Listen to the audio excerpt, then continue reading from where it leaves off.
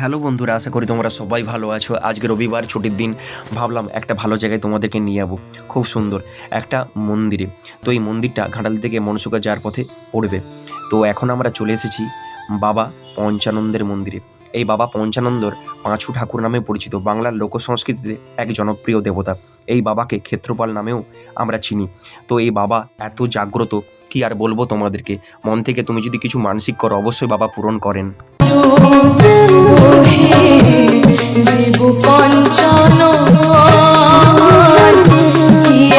বাবা পঞ্চানন্দর মন্দিরের নিয়মকানুন তুমি যদি বিশ্বাস করে ঠিকঠাকভাবে পালন করতে পারো, বাবা অবশ্যই তোমার মনস্কামনা পূরণ করবেন।